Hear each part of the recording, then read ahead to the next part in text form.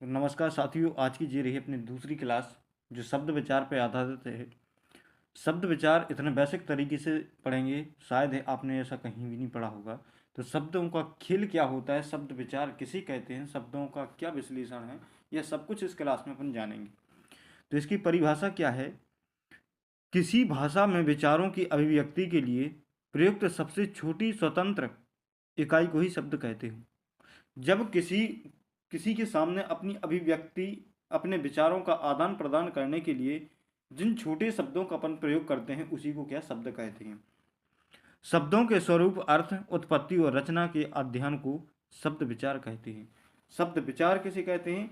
तो शब्दों के स्वरूप को, उसके अर्थ को, उत्पत्ति को और रचना के अध्ययन को ही क्या शब्द विचार कहते हैं। उसके शब्द किसे कहते हैं? वह भाषा की जो सबसे छोटी अभिव्यक्त करने के, अपने विचारों को व्यक्त करने की सबसे छोटी इकाई होती है, वह तो शब्द कहलाती है, जो स्वतंत्र रूप से बोली स्वतंत्र होती है। और जब इसके स्वरूप को, अर्थ को, उसकी उत्पत्ति को, उसकी रचना को जाना जाता है तो उसे शब्द विचार कहते हैं। शब्दों के भेद कितने होते हैं? शब्दों के मुख्यतः चार प्रकार से अध्ययन किया जाता है। कितने? चार प्रकार से शब्दों का अध्ययन किया जाता है। पहला रचना के आधार पर, दूसरा उत्पत्ति के आधार पर, तीसरा अर्थ के आधार पर, चौथा व्यवहार के आधार पर। कितने? चार आधारों पर शब्दों का अध्ययन किया जाता है।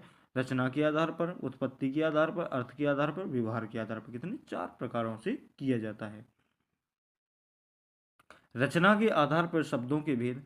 रचना के आधार पर शब्दों के भेदों की बात कहेंगे तो मूल शब्द जो किसी अन्य शब्दों से ना बने हों उसे क्या मूल शब्द कहते हैं। जो किसी अन्य शब्दों से मिलकर नहीं बने होते उन्हें क्या मूल शब्द कहते हैं। इन्हीं को क्या यानी योग शब्द, योग रूढ़ शब्द कहते हैं।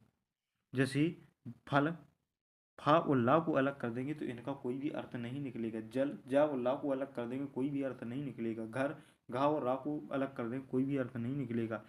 किसी अन्य शब्दों से नहीं मिलके बने, वर्णों से मिलके बने होते, शब्दों से मिलके नहीं बने होते।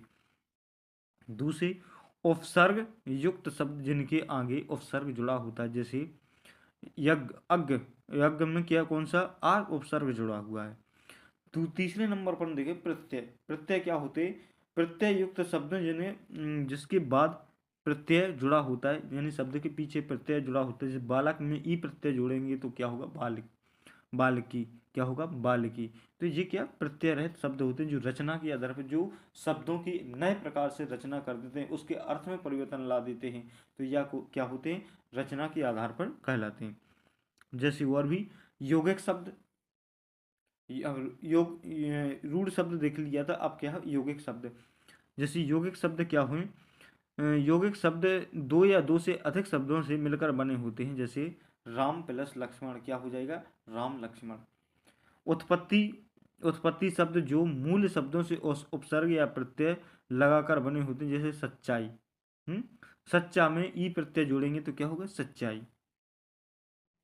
अगला है उत्पत्ति के आधार पर शब्दों के भेद। उत्पत्ति के आधार पर शब्दों के भेद कौन कौन से होते हैं? पहला तो जैसे तत्सम। तत्सम, तत् माने उसके सम माने समान। किसके समान भाई? संस्कृत के समान।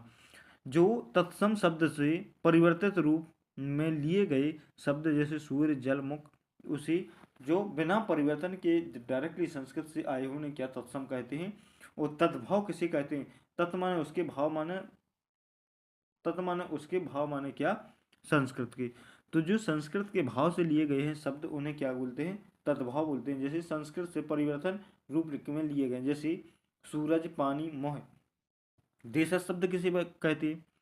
देशज शब्द वह कहलाते हैं जो क्षेत्रीय भाषाओं के शब्द हैं, वो प्रचलन में आने के कारण डायरेक्टली उनका प्रयोग किया जाने लगा है, भाषा में प्रयोग किया जाने लगा है, तो उनको कौन से देशज शब्द कहते हैं। जैसे अम्मा, छप्पर, और भी जैसे डंडा, पगड़ी, डंडा हो गया, पगड़ी हो गया। तो ये क्या है? अपनी क्षेत्रीय भाषाओं के शब्द हैं। और इसके बाद विदेशी शब्द किसे बोलते हैं? जो विदेशी भाषाओं के शब्द हैं उन्हें क्या विदेशी शब्द हैं। जैसे अरबी भाषा का पुलिस हो गया, पुलिस ले लो, आर्मी ले लो। और इसके बाद में जैसे ऑफिस, ये क्या? ऑफिस इंग्लिश भाषा का शब्द है। और जैसे अरबी कुर्सी, जैसे कुर्सी है, जैसे किताब है, अरबी भाषा का शब्द है। कुर्सी है क्या? अंग्रेजी भाषा का शब्द है। उन्हें कौन सी विदेशी भाषा के शब्द कहते हैं। अगला है जैसे अर्थ के आधार पर शब्दों के भेद। अर्थ के आधार पर शब्दों के भेद कौन कौन से होते हैं। पहला होता है पर्यायवाची। पर्यायवाची जैसे जल का क्या होता है, जल, पानी, नीर।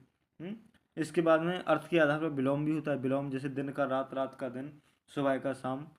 और इसके अनेकार्थी शब्द जैसे एक शब्द के अनेक अर्थ, जैसे मुख को चेहरा, द्वार, नली, ये क्या है, अनेकार्थी शब्द है। जैसे समानार्थी शब्द, जैसे एक समान अर्थ को प्रकट करने वाले शब्दों को क्या समानार्थी, जैसे फल, जैसे भिन्न या फल, तो या परिणाम भी इसको बोल सकते हैं। फल, फल मतलब आम भी होता है, सेब भी होता है। और रूढ़ शब्द, रूढ़ शब्द किसे कहते हैं। रूढ़ शब्द जिसका अर्थ अनेक घटक शब्दों से ज्ञात ना हो, उसे जैसे हनुमान जी, रामायण। रूढ़ शब्द दो शब्दों से मिलकर बने होते हैं। यौगिक शब्द कौन से कहलाते हैं।